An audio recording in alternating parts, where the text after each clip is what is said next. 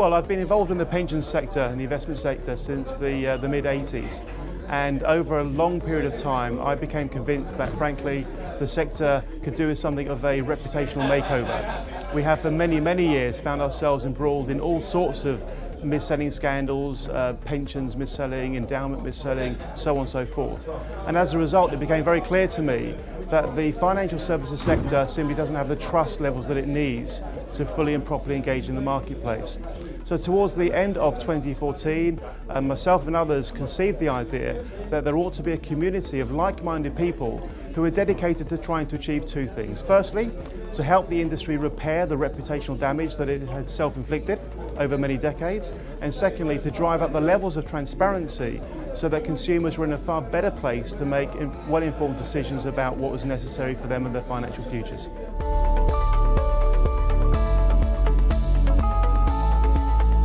It's so important because people have to make decisions, and people can't make those decisions well if they don't have the information available to them that they need.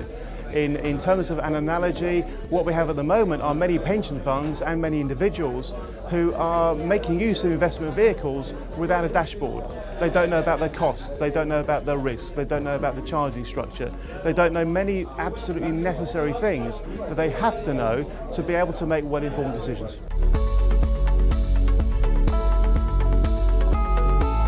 I think there's a lack of transparency for all sorts of reasons. At the heart of the problem is the way the financial services sector is remunerated and rewarded. Currently, people behaviour is a direct function of how they are incentivised to behave. And if you look long and hard at the way that the sector is actually structured and what the driving powers are behind it, you will conclude that there will be a predisposition to hide information that actually should be readily available for the consumer. Now, depending on how sceptical you are, you might think of that as being simply innocent lack of attention to detail, or you might think it's part of the inherent fabric of the industry. I'm not too sure which of it is, but I do know the consumer deserves access to relevant information so that he or she or the pension scheme involved can actually make worthwhile, relevant decisions.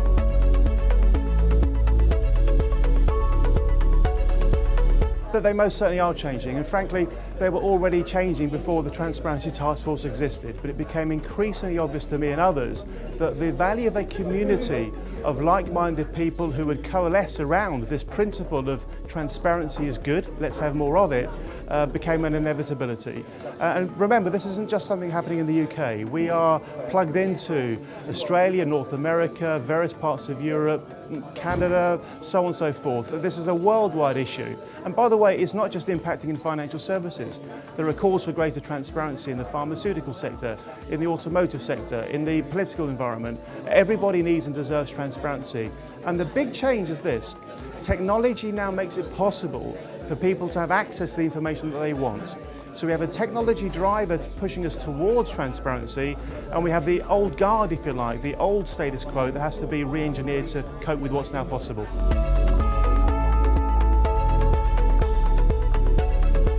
First step, go to www.transparencytaskforce.org. If you're not on it already, pop me an email and ask me about the various teams that we have, because what we'll do is provide a mechanism for every individual that wants to support transparency.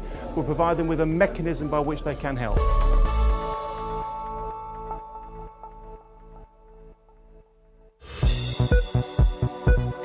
It's very important for financial advisors, if they want business, to establish trust. One way of doing that is to educate investors. Video is a great way of establishing trust. It gives us great pleasure to see our clients benefiting from these videos. Ultimately, this is a team effort. Together, we're trying to change the way the world invests.